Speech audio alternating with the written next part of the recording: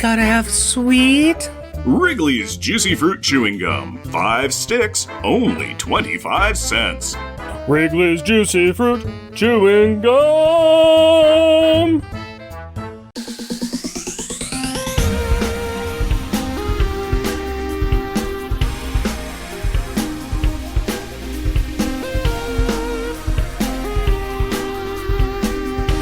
Welcome, dear listener, to our podcast. Jeff and Rick present Unpacking the Power of Power Pack, where we journey through each issue of the most underrated Marvel series of the 80s while drinking beer. Analyzing awesome and amazing adolescent adventures and absorbing alcohol without gum. I am Jeff. And I am Rick. Return of the Random Banters. Return of the Random Banters. The theme song still remains the same. The plot itself has hardly changed. A guaranteed bet. A fortune and fame. Random banter, buddy. Talk to me, tell me tall tales and tantalizing tidbits of trivia today.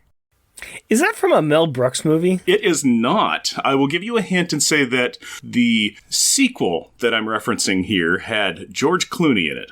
It's not Ocean's 12. It's not Ocean's 12. Wow, I know it, and once you tell me, I'm gonna know it, but I can't. What was it? Return of the Killer Tomatoes. Oh, okay, all right. Okay. All right. And the reason for that is just because we're returning to a lot of the same plots and a lot of the same old stories, and there's a lot of returning of old stuff. Honestly, yes. And also, red-clad meanies are coming to attack people. Okay, that's which would be the tomatoes. Yeah, in fact, even in the opening thing, the theme song for it says, the theme song still remains the same. The plot itself has hardly changed. I'm like, yep. That's about right. That's about pretty right. Good. Yeah. So there we go. Okay, well, let me tell you a little bit more about random stuff. You mentioned something to me a long time ago, or well, not a long time ago, but a little while ago. You're like, yes, I have seen about a half hour of this one TV show, and I'm going to watch it. And I was like, everybody else is talking about said TV show, and so I got my wife to watch said TV show, which was awesome because, it's in Korean. Mm-hmm. We finished binging Squid Game. Oh, nice. I think I started that before you, and I am, count it, 1, 2, and 9 minutes in. Two episodes and 9 minutes in. So. Yeah. We binged that and we finished that, and my friend, that is a treat. That is a absolute treat. I hear great things about it. I also hear people complain about it. I can kind of understand why. It's funny to me because some of the complaints I'm hearing are like, well, that's just like an anime or a manga. I'm like, yeah, and so what? So it's like, okay. Yeah, it's like, that seems like it was directly stolen from something else. Yeah, so it was all media, basically. Yeah. So yeah, pretty much. Mm-hmm. Yeah, there's a lot of good... I've seen this in this movie. What this is doing is it's taking a lot of ideas that have been out there before and is packaging them in a way that makes some interesting current social commentary. Mm-hmm. And bravo for them to doing that, and for having some fabulous acting and some wonderful characters that you want to hate, but you end up loving. Yeah, it's a complaint that a friend of mine had. He was basically saying, he hated the main character because he's just an idiot that gets in his own way. And it's like, yeah, that's kind of the point. They even had that point in, here's not a spoiler, but he's at like a grab claw machine, and he's just putting money into it, trying to get a present for his kid, and just putting money into it, trying to get a present for his kid, and he can't do it. He's getting more and more frustrated. Like a 10-year-old boy comes up and is just like, mister, here's what you got to do. You got to focus on the thing you want and just go for that. Yeah. And that, I think, really sums up the character run on that character, from what I can see so far. Yeah, no, you need to finish watching it so we can talk about it. And you probably will finish watching it in another year. 2022, that's my year, baby, for media catch-up. I have faith in you, my friend. I have faith in you. I get to squeak out media in little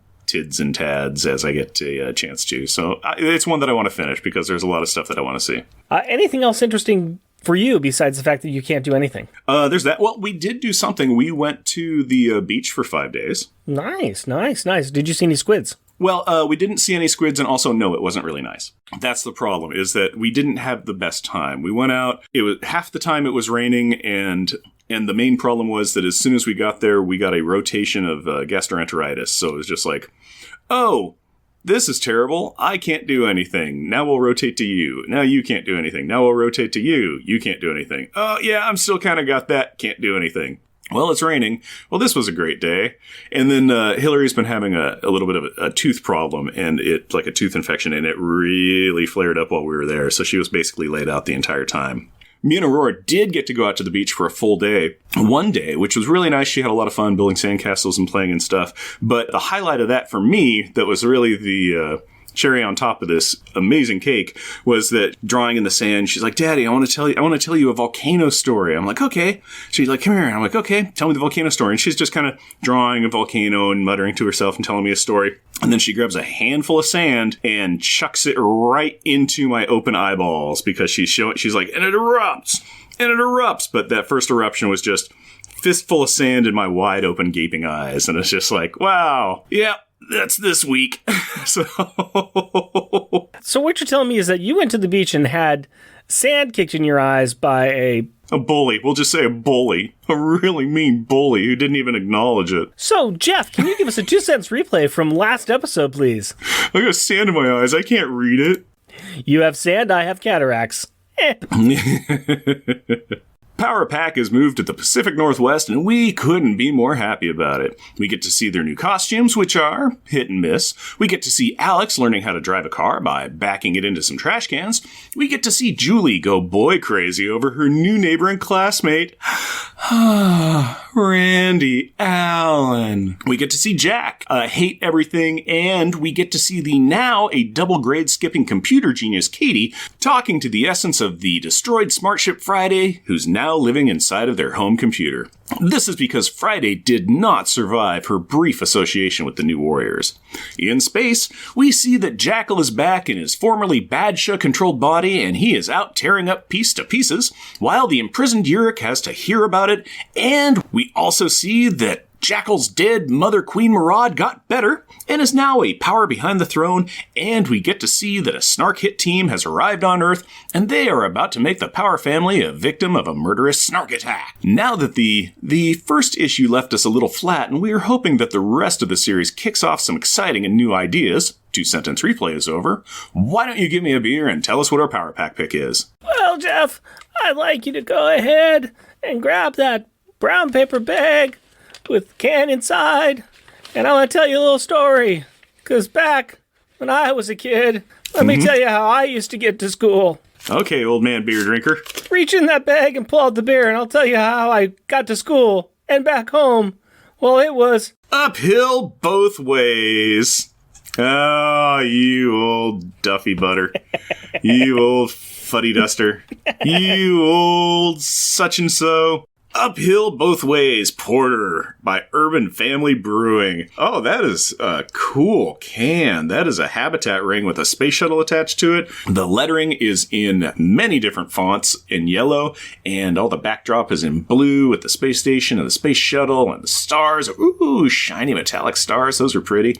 Story time on it is the always exciting that this can is worth 5 cents if you take it back to a depository. Very nice. That is good. And why was going to school uphill both ways the choice for this? Oh, I know. It's because the kids are going back to school. Yay! And the story kind of feels like it's a little bit uphill both ways. Yes.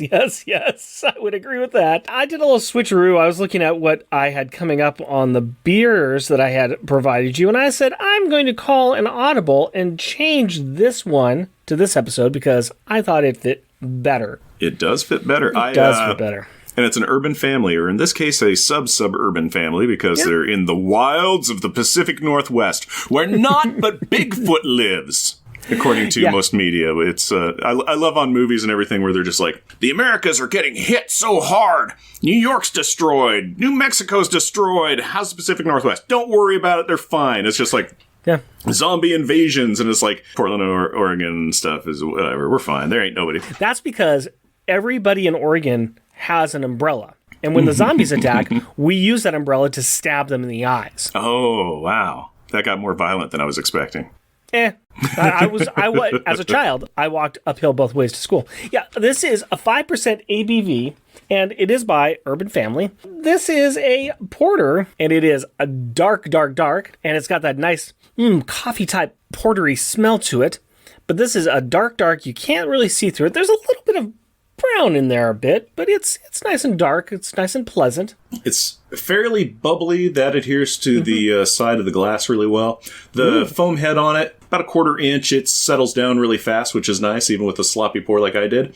It does have brown tint coming through with the light, like you were saying, but yeah, you can't see anything with it. I'm sure Rick is excited that he has zero Jeff visibility through his beverage tonight. This is true. But I'm also excited because I've already taken a nice taste of this, and I'm waiting for you to take a taste because I think you're going to be happy, my friend. I think you are going to be happy. It has a really nice smell. It's this is funny. It almost smells like prune juice. Okay. Kind of a thing. It's got that earthy kind of tone to it. It's earthy, but it's like sweet. It's not really cloying. It's just very, oh, hello, mama. That is tasty. It's got a bit of a bubbliness to it, which is interesting. It's got a little effervescence in there. Yeah. But it's sweet. It's got that very pleasant, enjoyable taste. A little bit of a coffee note, but it is smooth. It is very smooth. There is no acidity at all. No, this is very coffee tones. This is really, really coffee tones. It is smooth is a great descriptor for it.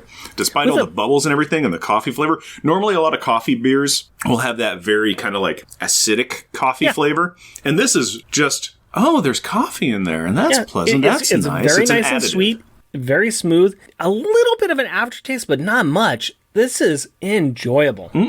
That's really good. Yeah. Porteriness of it, that kind of dark tang, so to speak. Rests on your tongue as an aftertaste for a little bit, but that's good. That's about it. This is enjoyable. Once again, Uphill Both Ways by Urban Family Brewing. Liking it. I like it too. All right, we are in the Pacific Northwest. We have got our beers. We have got a comic book. We have got words. So we better do the opening credit, if you please. Power Pack issue number 2, September 2000. Snark Attack. Snark Attack. Snark Attack. Snark Attack. It's time for... Never mind. It's time for credits. Writer, Sean Burry. Penciler, Colleen Doran. Inker, Terry Austin. Letterer, Chris Eliopoulos. Colorist, Tom Smith. Editor, Michael Martz. Chief, Bob Harris. Featuring Power Pack, Alex Power, a.k.a. Zero G. Densey. Julie Power, a.k.a. Lightspeed. Flighty. Jack Power, a.k.a. Massmaster. Airy. Katie Power, a.k.a. Energizer. Energy. Guest starring the Power Parents, some Snarks, and some other people. Previously on As the Stomach Turns, Julie was opening the door to danger. In this issue, and that door both open, and that danger barges into the house. Julie tries to fly off past her sleeping dad, yelling that the Redcoats are coming, the Redcoats are coming. While cribbing from Paul Revere and being more informative by saying the Snarks are attacking, she fails to evade a space whip-wielding Snark and gets smacked into a wall. Whump. But she does not stop, speeding down the hallway to wake up Alex, who ignores her sleepily, saying that there's no such thing as Snarks. Wow, Sleepy Alex, just wow. But Jack is more on point, yelling, Shuriken, while hopping out and giving a flying right cross to the space whip Snark chasing Julie. Crack. Alex finally wakes from slumberland and is ready to lead the team in his boxer shorts.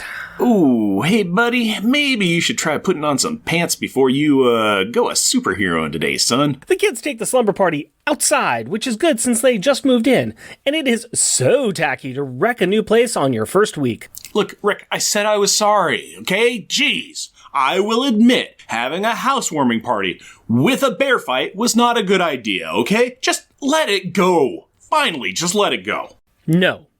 Anyway, now that the kids are outside in their jammies, they costume on and get ready to throw down. A fight occurs and action commences. Smack, whap, sock. All the kids get a chance to operate their powers against the Snarks until those wonderful, exciting, and world-changing 2 syllables are finally uttered. Retreat! With 5 ships full of Snarks taken off, it is time for the kids to head back and see what damage has occurred. The damage is some broken knickknacks and a couple of cocoon-wrapped-up parents. Again. There comes a time in your life where you realize you have been gift-wrapped by alien lizards multiple times, and that is the time that you should start making new life choices. Back on planet Snark, Jackal is having a council with the Queen Mothers. He is laying out his grand plans for Snark Galactic Dominion. He wants to take back all the stuff given away when Badsha was in control. The problem is that the Queen knows the actual strength of the Empire. Let me put it to you this way. Remember how powerful Tower Records used to be? Sure, a lot of my pocket change was taken by that company. The Snark Empire is Tower Records. They used to have absolute power in the galaxy, but the galaxy kinda moved on. But, where am I going to buy my cassette tapes? Queen Marad has become Jackal's hype man. Woman. Lizard. She is turning these fair arguments against one of the queens by asking where her hatchling and Kofi have disappeared to. Honestly, we have been wondering about that too. Now that we know that the mysterious snark-shaped shadow with Kofi is actually just a snark. But we need to go back to Earth where the family is running late. The parents overslept for some reason. Psst, it is because they were drugged by aliens and their kids did not tell them. Nice. Not really, but yeah. Well, Alex, Julie, and Jack get dropped off at Alex's high school, and Julie and Jack have to start hiking over to their school a couple of blocks away, while Alex gets attacked by a cheerleader squad. Apparently, these girls in their red and gold outfits lie in wait for unsuspecting blonde boys. They sneak up and pounce on them with their flirty ways. This never, ever happens. At least not to you. That's right. At least not to me. Own the burn. After they leave Alex with a smile and a wink, an older boy named Quentin strolls over to make a pretty judgy and gross remark about the lead cheerleader, Carmen, before welcoming Alex. Meanwhile, Jack and Julie are walking to school, trying to puzzle out what happened with the strange attack last night. Jack is nervous that they will return, but Julie does not think so. At school, Randy Allen spies Julie and runs into her, calling her Jules. While this is all thrilling and romantic, we need to check in on Katie, who is really nervous about a new school and skipping 2 grades. She needs some support, but her parents are running late as well. So they drop her off and wish her the best. Enter the bully, who appears to have been held back 2 grades, and he towers over Katie and tells her to get out of here. This is for 5th graders only. Katie stands up for herself. No, I'm smart, you big jerk. And then the bully insults her again. Kids can be, and are, the worst. Now we will check in with Kofi and this formerly mysterious snark he is hanging out with. They finally made it to our solar system, but they know that they are late. They're also being tracked by other snarks, which they don't know about. Good times. Later, the kids are being picked up from school and there are varied reactions. Alex is still glowing from meeting the cheerleaders. Jack hates his classes and not knowing anyone or where anything is. And Julie, well... While she is getting permission to go to a school rally, which is code for a party at Randy's house, said pretty boy is standing with his friends as they are checking out the hottie Julie. And we are all feeling a little creepy. Julie gets permission to go to the school rally, but the gross feelings really start stacking up. Back in space, the Snarks are letting Queen Marad know that they suck at their jobs in taking care of Power Pack. Their excuse is that Power Pack displayed powers the likes of which they have never seen. Powers like flight, and gravity control, and energy blasts, and clouds. You know, those same powers that they have always had. Where did they come from? But they've been tracking the apparently no longer dead and destroyed Chameleon Smart Chip data, so yay for them? Let's take another look at this school rally that Julie is going to. It, as we said, is actually just a party at Randy's house. This is the classic dad out of the house, let's party with alcohol scenario made popular by every 80s movie ever. Julie meets with the other girls who immediately peg her as Randy's new conquest. Julie and us are not really having a good time. Randy pulls her into the kitchen and tries to get her a drink, but she explains that she will not be partaking and is not happy that he is. Randy dumps his alcoholic drink into the sink and dives in for a kiss and gets shoved out of the way as Julie runs into a bathroom. Well, now she is trapped and scared and freaked out. She starts saying she wants to go home. She clicks her heels together 3 times, and bam, she is instantly teleported home. You have been upgraded. Congratulations. Yeah, somehow Julie just leveled up in the middle of a quest, so nice going. Inside the powerhouse, we have a picture of how this family rolls. Alex is lying on the couch reading a book or something with his shoes on because he is a monster. Katie is using the Friday computer to help her with her homework and bully problems because she has given up on this family. Jim is bent over a box, lifting with his back, the strongest muscle, instead of his legs, and blowing out said back while Jack watches him. I really want to argue with you, defend the family and their choices, but I can't, so I won't. Julie rushes in, all dramatically with flailing arms. Maggie, in the other room, hears Julie coming in and, in a case of unrelated vapors, collapses, all dramatically with flailing arms. Jim yells, "Morgue!" Something that he has never, ever called her before, all dramatically with no flailing arms. The family is in a panic. Marg is on the floor with a weak pulse. They need to get her to the hospital. If only there was a superhero team who could use their powers to lift her to the car and stay home while Dad drives her in. Well, we are in luck because that happens. Go team! But it is all okay, because a smart ship lands on their amazingly secluded property that has seen 2 alien landings in as many days that haven't attracted the attention of anyone outside the household. Well, it is the Pacific Northwest. Yes, it is the Pacific Northwest, as it is perceived by all the media I have ever seen while having nothing to do with the reality of the Pacific Northwest. Anyways, the alien craft landing in their no-neighbors neighborhood is the previously destroyed and dead smart ship Data, piloted by Kofi with special guest star, some random snark, who's actually the son of one of the queens and stuff. And they're here to warn the kids that there are more snarks coming to attack them. When? Right now. And now it is the turn of everyone here that isn't an attacking snark to act all dramatically with flailing arms. Next issue. More snarks as things really heat up. This issue, the themes of the dramatically talking about themes of the issue with flailing arms. Everybody panic. Oh! We're going to start with the Power Pack packaging time. Yes, sirree, Bobby and Colleen Darn and Terry Austin as inker are back again with another cover. And this is, right here now, I'm going to say it, this is the busiest Power Pack cover we have ever seen. Yeah, there's a lot going on with it. It's almost surmising the entirety of the book. Yeah, it pretty much is. We just kind of wasted about, 15, 20 minutes of everybody's time. We could have just said this. Power Pack, number 2, Bullies. Katie standing up against a tall bully. Girls. Happy Alex surrounded by heart-blowing cheerleaders. Boys. Julie looking up at dreamy Randy Allen. And Snarks. Jack flying away as a cloud from Snarks. There's a lot going on here, and it's too much. It's way too much. I don't necessarily like it. I'm not a big fan of a lot of stuff like this on the cover. It's a throwback that was done a lot better in the older comics. It just does not serve any purpose here for me at all. This kind of seems like an Archie's comic anthology cover. Yes. Is what it really kind of has the vibes of, where it's kind of just like, oh, here's the 4 stories you're going to get in this book. But once again, done better with Archie. Yes. Because it was Betty and Veronica as opposed to just a Julie. So it's just it's quantity, man. It's just the number of girl issue to guy. It's yeah. And Archie is likable.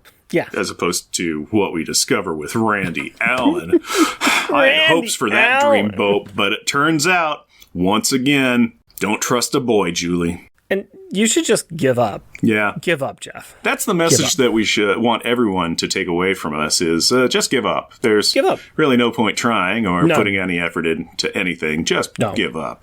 We have no effort here. None whatsoever. We give no effort. Total of 0% we're giving. It was minimum effort. It's like what Yoda said to Luke. Luke was like, I don't think I can lift it. And Yoda was like, why even try? Yeah, good. Yeah, good. Cool. Give it up. Give up. Live in swamp with Yoda. Give up. This is, episode 5. Let's just cut it here. Yeah. We're done. It would have been funny if Empire Strikes Back was like, Master Yoda, I don't think I can lift that. And he's like, all right, then. Credits. But what happened to... Nah. George Lucas walked into the bank with a lot of money. Anyways. You see me rolling with my money. I'm George Lucas and I have all the freaking money. Okay, let's talk about this issue. Sorry. Mm-hmm. So this feels like recycling beats that we have seen before. Most of it. More or less. There's a little bit of new things in here, but mostly it seems very second verse, same as the first, as the saying goes. We have Stark's attack, and they wrap up the parents. Mm-hmm. We've seen that before. Mm-hmm. Jackal's a big bad. He's back, but his mother's a bigger bad, and she's back. They brought a lot of things back. This was very much, it's very recycling, and that's why I kept on bringing up the fact that the formerly destroyed smart ship Data was back, because that was a drop-in smart ship that it was Kofi stole his dad Urich's smart ship Data, and then it got shot down and crashed and was destroyed. Yeah, it was a good plot point because that was another reason why his dad was mad at him. Yeah. And there wasn't anything like he was saved or anything like that, unless this is Data 2. Yeah, it might 2.0. It could easily be another ship that was just let's renamed. just go ahead and do a different name. Let's be a little creative. Let's do something different here. Oh, okay. How about this? I'm willing to totally let this slide, not mention it again, because it'll be the difference between data and data. So another thing that we've got here that's a little different, but we have seen before, and that was a total ignore and diss on Jeff that I will keep in.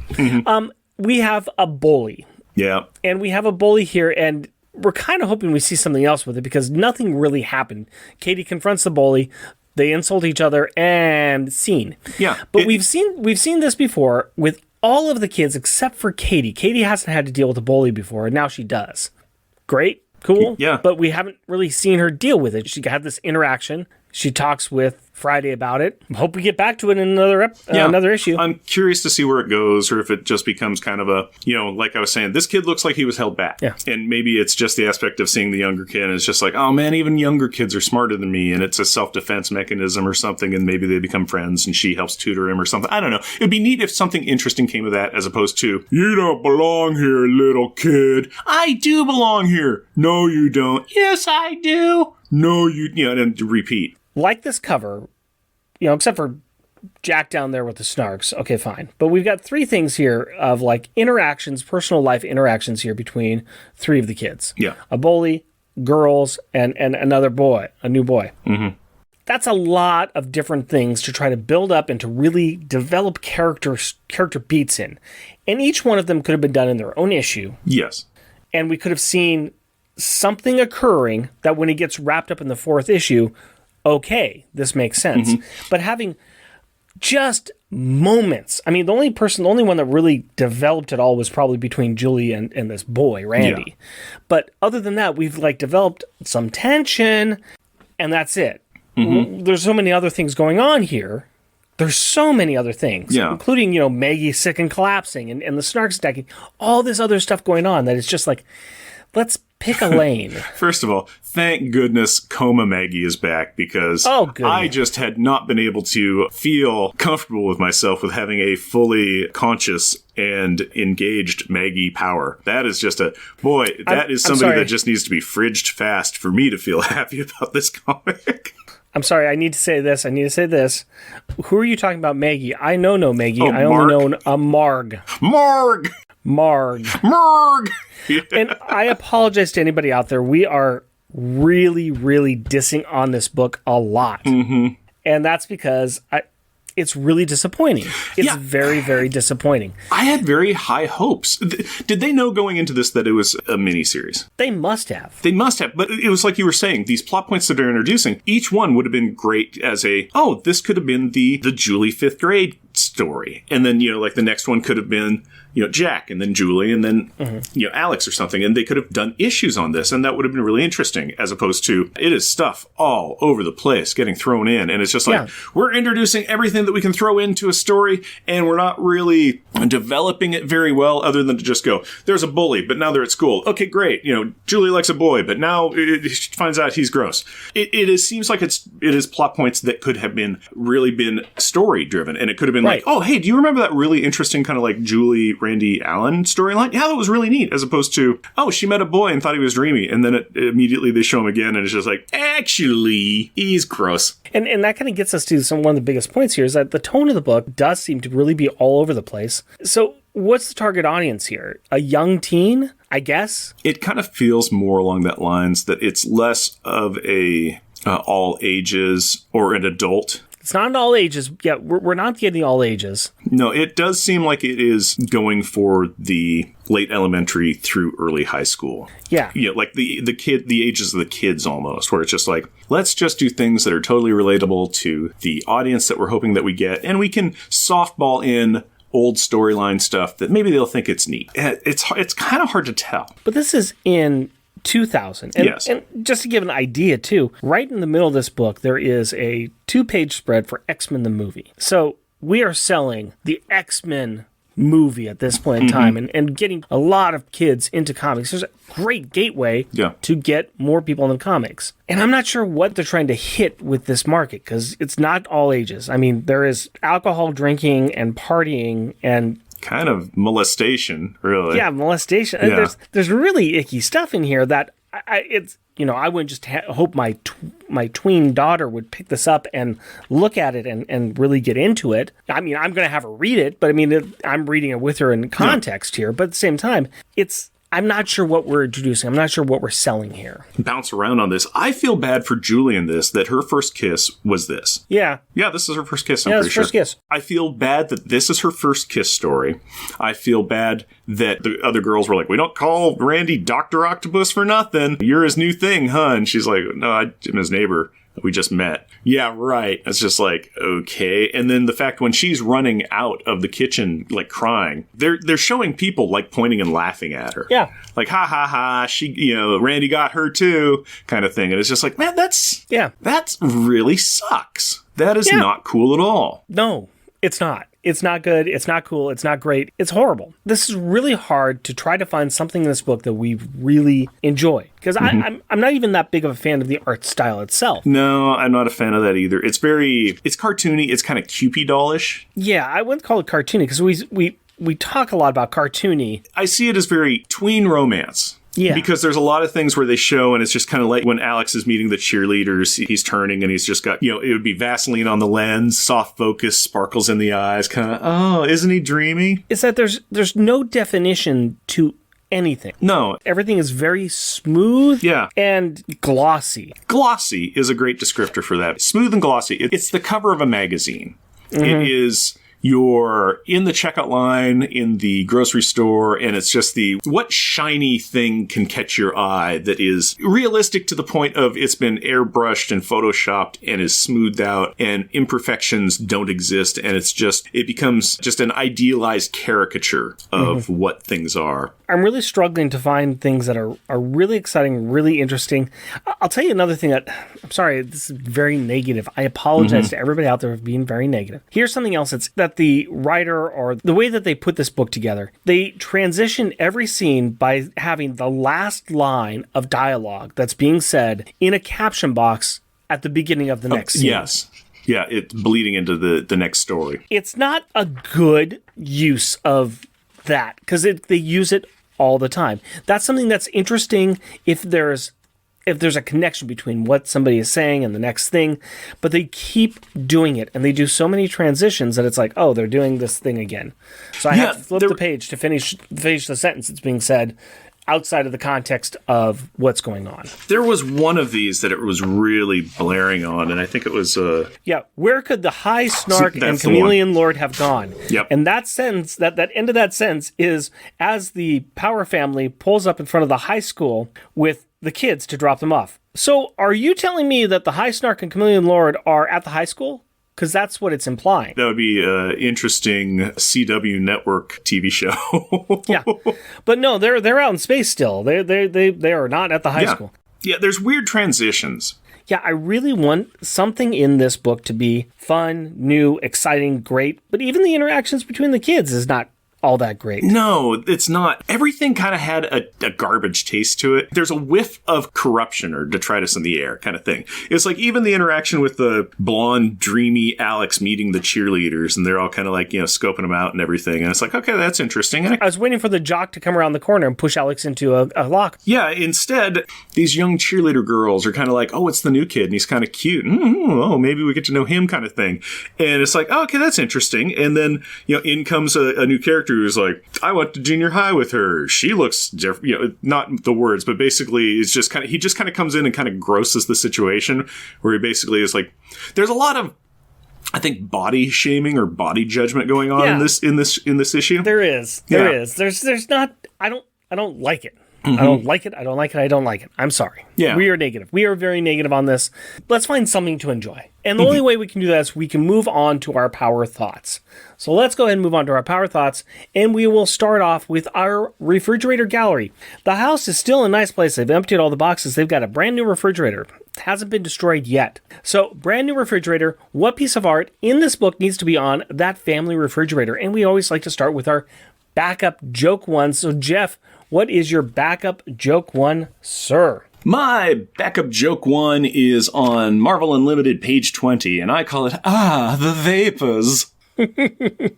And this is the one where Julie's come home and Marg goes, oh, has Julie come home? And then she goes, oh, I'm fine. I just feel a little woozy. And then she collapses down. The way she collapses to the floor is very much of the, clutch my pearls and put a hand in the air and go, oh, the vapors, and fall onto a fainting couch. Hand to God. My notes say, fourth to the last page, the vapors. The vapors. The vapors. Oh my. Oh my. Yeah.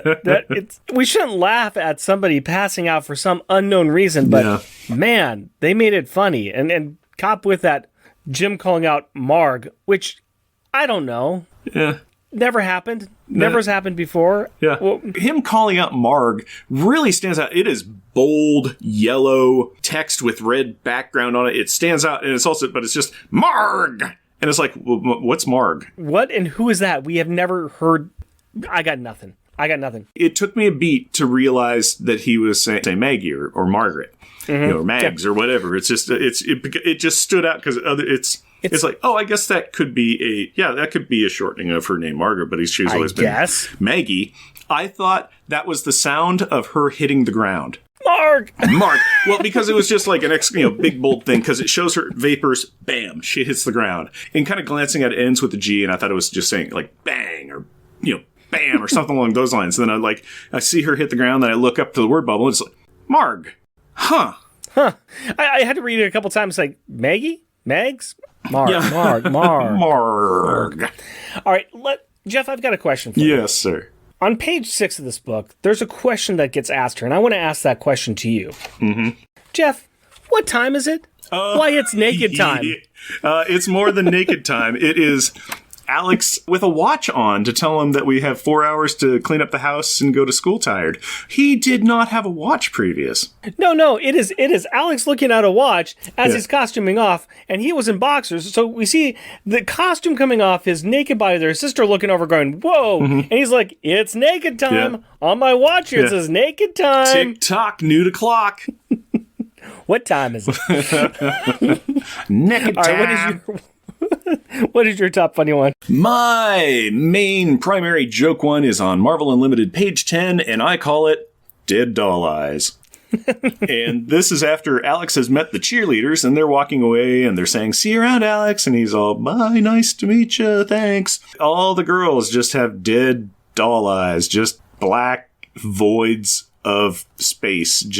They're the alien horror. They are the color out of space. They are the demon inhabited. They're the Stepford cheerleader daughters. It is just dead doll eyes, just blacked out voids. And it's like, wow, that's probably done just because the artist didn't want to put in pupils or anything or definition on that, because it's, why put the effort in?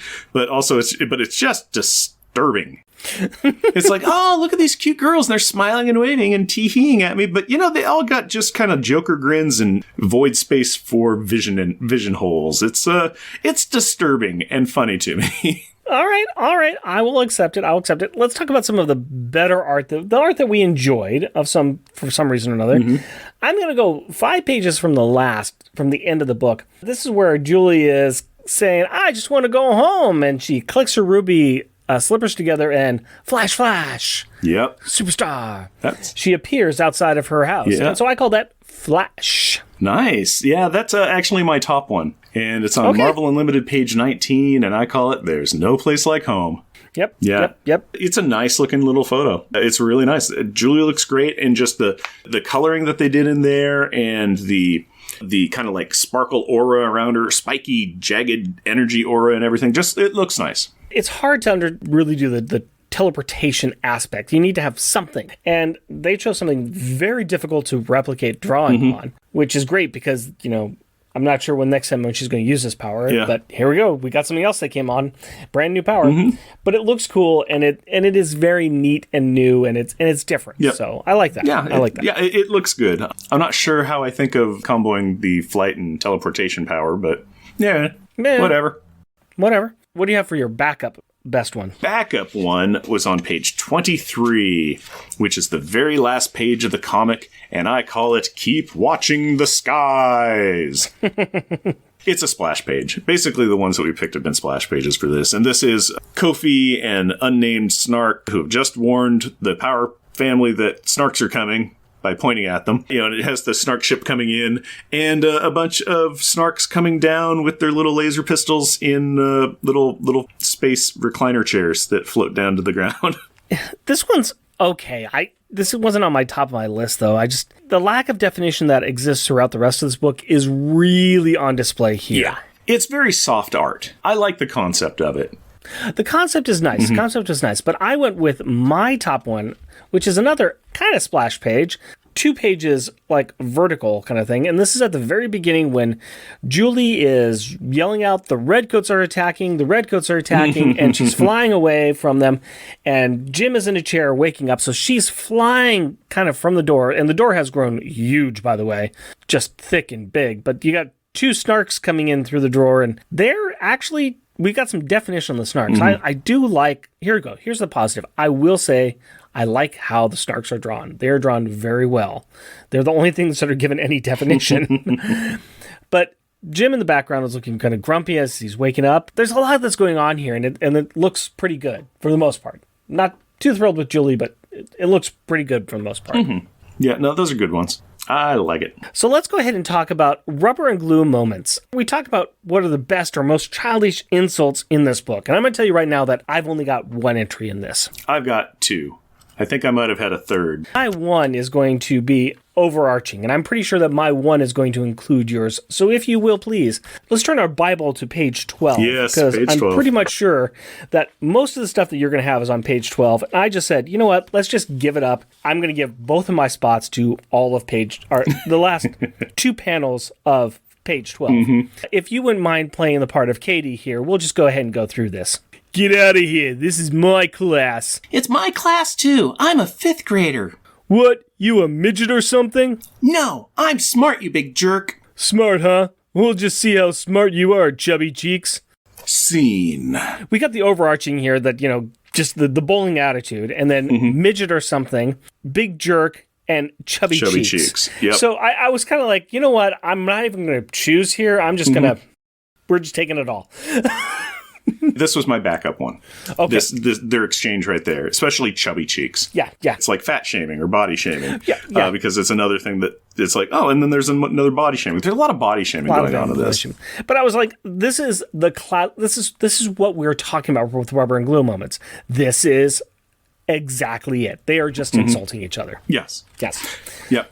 My top one, though, the insult that I also really like, which is also a body shaming one, is on page 3, and it's during your Julie flying away from the Snarks splash page up on the in the front, and it is a Snark informing his lieutenant, "This Lieutenant, the plump human wakes." Jim Powers waking up, and they call him the plump human. I was describing Jim a little while ago, and I purposely didn't say they drew Jim looking a little heavy. Yeah, Jim, it's like... Yeah, they put some... I think they aged the kids up a couple of years, and those were hard years on the Power Parents. Both of them kind of got their middle age thick going. That's kind of what it boils down to. And Jim, who was he was a Marvel scientist, which meant he was like a triathlete or something. Well, he's got to keep up with Reed Richards.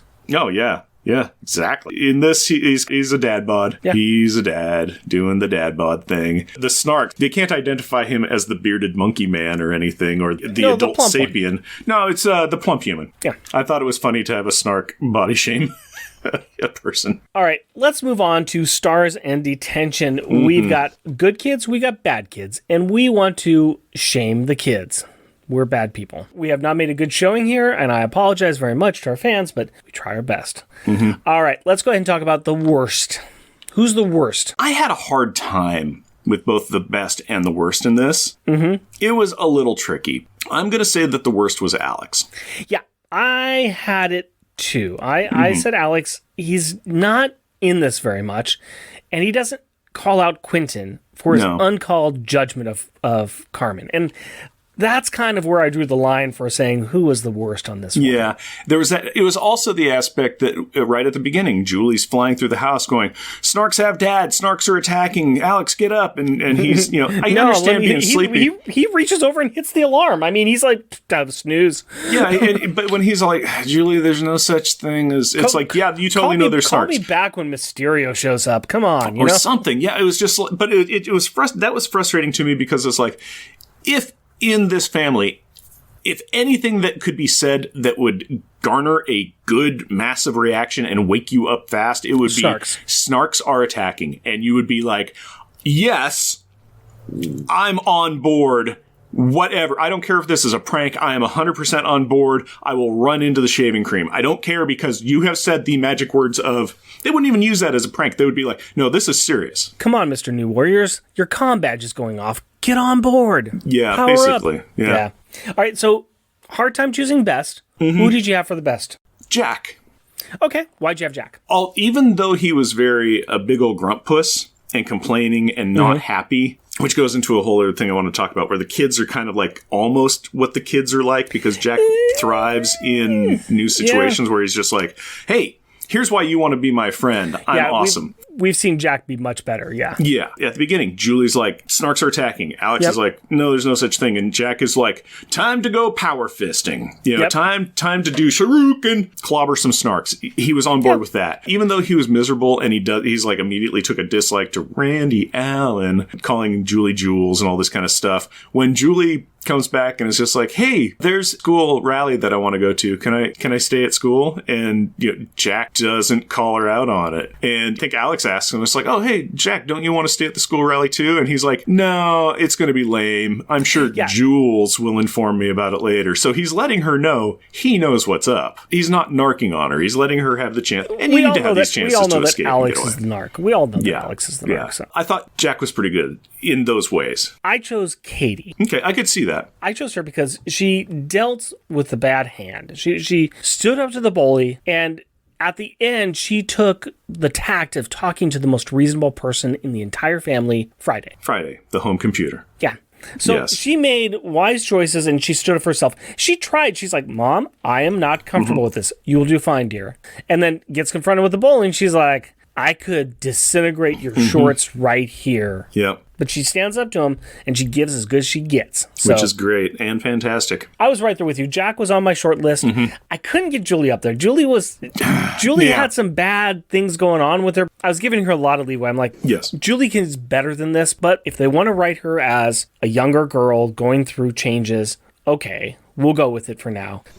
I'm with you on Alex, and I could have gone with Jack, but I went with Katie on this one. Katie is a great choice. It was hand in hand for me. It was just the aspect that Katie was almost a non-entity in this, other than to say, I'm nervous about going to school. There might be a bully. There's a bully. Things happen. Okay, let's move on to the top grades. We like to evaluate each issue with the rest of the series, and we do this by looking at our most wonderful list. We don't make this list. It just happens. It happens out of thin air. We just carve around it, as the War Rockets and Ajax people say. Starting at the top of our list, we have The Revenge of the Boogeyman from Power Pack number 42. Down at spot number 12, Power Pack number 12, Underground. The kids get lost underground while saving a cat. Meow. Down at spot number 23, Power Pack 39, Lights, Camera, Action. The Boogeyman kidnaps Rebecca Littlehale. You remember Rebecca Littlehale? Oh, Rebecca Littlehale was great. I remember Rebecca. Moving down to spot number 32, Power Pack number 23, Missing. The kids are flown to Snark World, and James discovers they are missing. I wonder if we'll see that storyline again. Now we are down. Shut your mouth. Wow, I may have just told the entire plot from next issue. Anyways, down at number 43, we have Power Pack number 30, Crack Up. Yes, Alex discovers that there's a crack problem as his schoolmate, Rip Rival, dies. Down on spot number 54, Power Pack number 55. I just talked about this. Mysterio. Power Pack solves a Scooby-Doo story with Old Man Mysterio. And down in spot number 64, we are going to talk about Thor Volume 1, number 363, This Cursed Earth We loved the issue. It's not a good power pack one, as Thor and Beta Ray Bill use Katie as a weapon. But down at the bottom of our list on number 78, we still have power pack number 56. I'm going to scroll up a little bit here because we have spot number 67. We have Power Replay, the issue that came before this. And we're seeing that one was up there a little bit above Marvel Fanfare Volume 1. Jeff, I am going to take a guess and saying that we're going to drop this down a bit. When you're reading through everything, and I'm just like, time to plant it on number 67 and stare at it, and then see where we go. And I think it's going further down. Yeah. Not as good as the first one, because everybody got skeezier in the second issue. Okay, so Battle of PS 87. Jack has bullies and feels bad for himself. Oh, we're going down much farther than that, man. I'm actually down here a little bit where we're X Factor Annual number 2, The Man on the Moon. Oh, I hate that one. So yeah, I know, okay. But here's the thing. That has an original story. It was convoluted, and yet still a better story. No, this one you can read it quicker, so I like that about it. Yeah, that's true, but I would rather. I enjoyed it for its brevity. I'm having problems with this one, though. I really am. I'm more than willing to follow your lead on this. So you like Man in the Moon X Factor Volume number 2 better than Volume 2, Issue 2 of Power Pack. Then what do you think about Lo, There Shall Be an Ending? I don't hate it that much. Okay. I think that this is going to be the new number 76. The last issue of the original series was bad. Yeah, in many ways. This is really up close because there's nothing original in here. It's a lot of rehash stuff, and it's teetering badly on a romance comic. And I think there are good romance comics out there. I think that teen romance can be done well. See, if they had leaned into it being a teen romance novel, then I think I could have been more on board with it, as opposed to, I like Snarks. I love voicing Snarks. I like voicing child Snarks and Queen Maraude and adult Snarks and everything. I think that's a lot of fun. I think Snarks are a neat, evil, scary-looking galactic menace kind of thing. I don't think we needed to see them in this. No. It could have been a thing that could come up later. If they had just done this, Power Pack is in a new town in the Pacific Northwest, and they're interacting with each other. They're trying to form back up as a team because of the New Warriors fiasco stuff that happened there. Here's something else, too. We are in the Pacific Northwest. Yeah. Where's Bigfoot? Not even Bigfoot. I wouldn't even do that. I would just say we are in a place where there is no superheroes. Let's come up with some other thing to have some supervillain doing something out here. And they're dealing with that. And it can even be something low key. I mean, we're not talking world ending. Just there is somebody that's robbing banks and he's really good at it. And the kids are trying to figure it out and Scooby-Doo it at night. What you're saying is we're not talking low key. We're talking low key. Yeah. It could have been something interesting. Yeah. Simple and interesting like that. And lean into the low stakes high school romance. And you know what? I think we could have probably had something a little bit better. We don't need to always go intergalactic with it. Yeah. Let's just do something simple and easy. And if you want to lean into the romance, lean into the romance and do something with it. But, I agree. I think that it could have been a lot more interesting if they had just gone that route. Yeah. Instead of rehashing the stuff that we've already seen. So, I will tell you what I do like. Can I tell you something I do like? Please do. Tell me what you like. I like this beer. I like this beer a lot. I like beer. I like this beer a lot. I like this beer. It's very enjoyable. I haven't been drinking it as fast as I thought I would. We've been talking a lot, too. Yeah. Uphill Both Ways by Urban Family Brewing Company. This beer is good. It is still the same. We've got a little bit of bubbles still left in there. You're still getting a little bit of that. We're still getting the good, smooth porter taste. You got that kind of coffee flavor that's sitting on your tongue. Not any real bite or acridness in there. There's still no acid in there, which is nice, even with a warmed up beer. It's an easy drink. It's very coffee, but also I think there's some prune juice flavoring in there. And I think that's what kind of gives it the sweet, because it's not like a sugar sweet. It's like a fructose kind of sweet. So it seems like it is a coffee fig flavor combo, which is interesting. And it works really well. Enjoying it. Yeah. I'm going to go ahead and give this I'm going to give this a 4.5. Same. I like this a lot. I'm not willing to give it the of a 5, but a 4.5. I'm not willing to give it the 5 either, but it is pretty darn good, and I would be more than willing to just crack and drink these all night long. Yeah. Very happy with that. Very happy. Yeah, I really like this beer too. And you like the beer thing, and I like something as well that we do on the show, and that is the kid's perspective. And that's where Rick talks to his 10-year-old daughter, Carrie, about the book that we just covered. So, Rick and Carrie, take it away! Good evening, Carrie. Hello. So, we are back with another Power Pack book in this new miniseries, right? Right. So, this one is a little different, right? Yeah. What are some of the things that really stand out to you in this book? Something I really liked focusing on was what was going on with kids in the school. Okay. Because you don't normally see that very often. You normally see fighting and stuff. Uh-huh. Trying to keep a secret identity, but you don't really see much of the school stuff. So what are some of the things that happened in the school? Julie and Alex found some crushes.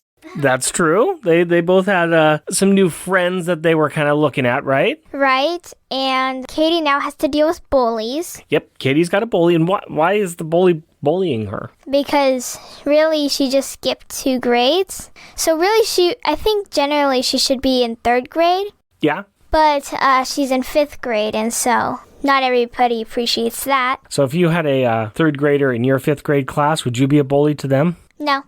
Yeah, you're too nice. And I bet all my friends wouldn't bully her either, because they're not really that kind of thing either. That's good. I like that. So tell me a little bit about Julie's crush. What do you think of Randy Allen? He started out fine. But then when I heard the alcohol thing, Uh-huh. my interest in him just totally dropped. Yeah. Good call. And the thing that he said that really bugged me was that it was like a goofy thing, a joke. Mm-hmm. Shouldn't be joking around with that, should you? No. Should kids their age be drinking alcohol? No. You're old enough to do it. Yeah, that's right, I am. Because it's like 21. Yeah, I'm a little bit older than 21. Quite older. Hey. What? Being honest. Okay, not a big fan of Randy Allen. Anything else interesting going on? Well, I guess Alex has a friend that's not a girlfriend. Well, he's kind of got ambushed by some cheerleaders, didn't he? Yeah, he did. What about the snarks? Because there's some snarks that are coming down and attacking, right? Right. The last part, I'm guessing that finally used the rap thingamabob again. Bit obsessed with doing that. They came in the beginning and they wrapped up the parents, and at the end, it looks like they were attacking again, right? Exactly. Yeah, more are attacking. Do we know why? Have you been following that side of the story at all? Hardly. I've kind of been slowly tracing it in a way. Are you more interested in the romance and all that stuff? No, I'm just I'm just checking at some of the kids' stuff because there's a lot of words where the snarks are talking. Yeah, you're supposed to read the words. I know. You're not interested in snark politics? To be honest, I'm not really interested in politics in the beginning. Okay. Well, it's kind of part of the story. It's going to be leading where the kids are going. Do you like this book at all? Are you still liking it? Yeah. Do you still like the art? Uh-huh. Okay. You don't find the art off-putting at all, or you don't find the art too plain? No. Or is it still the colors that you like? I think it's a lot of the colors that I like too. But the drawing itself? Yeah, I like some of that too. I mean, so far I've only seen Katie wearing 2 braids, but now she's wearing 2 pigtails. Okay. Yeah, kind of puffed out a little bit, aren't they? A little spiky too, actually. Let's talk about the cover. What do you think of this cover? Bullies, girls, boys, and snarks? Yeah. Is it a good cover or is it too much on there? Actually, I think it's almost covering almost everything, really. Yeah, but do you like it or do you... Yeah, I like it. Would you rather have a more simple cover? I like it. Okay. I mean, it actually almost looks like it has some of the scenes from the book, just in a different way. Yeah. It's showing you what's going to happen in the book. It's showing you all the different storylines, right? Right. Okay. Is there anything else that you want to talk about this one? Not really. Okay. Thank you very much for your time then. Okay. I love you. Love you too. Ha! And away you took it, Carrie. Thank you so very much for joining us. Shout-out time! We like to recognize those listeners who take the time to write in or leave us a review, and this is for episode 92, where we did our third New Warriors overview with Thomas from newwarriors.com. Al Sedano and Resurrections and Adam Warlock and Thanos Podcast. Charles Gears. Chris Lydon. Clinton Robinson and his podcast, Fan Film Fridays and Coffee and Comics. Damian Druitt-Witter. Dear Watchers. Fractal. Hoover Jeremiah and the 4 Million Years Later podcast. Jeremy Daw. Iron Dog and Moxie May. Max Reads Comics. New Warriors Talk. Nicholas Prom and the Captain Freakout Psychedelic Radio Show. Super Serious 616. Thomas, our guest of the night. Thank you so much for all of your insight and your wonderful, wonderful time with us. Yeah, thank you so much. We really did appreciate it. Tim Price, the Podcrasher, and his podcast, The Outcasters, and I might add, my upcoming roommate for 4 days. And are in the future going to be released, but in the past, after this one comes out, Mephisto for our Mephisto versus the Podcasters, Volume 3. Spooky Waffles, and his show Waffles and Mario Talk About Things. And he says, I was going to leave this episode a clone, but I heard it was amazing, spectacular, a real web of a podcast. Whether you're a clone or the original, I'm sure you'll enjoy this episode. P.S. You guys are the real powerhouse in the podcasting industry. I see what you did there. I see what you did there, too. And we always like to thank our wonderful supporters on Patreon, including adorably astonishing and amazing Andrew Burns. Cheerfully cheeky and charming Char Logan. Challenging cheesy and chuckling Charles Gears. Destructive and devastatingly delightful Damian Witter.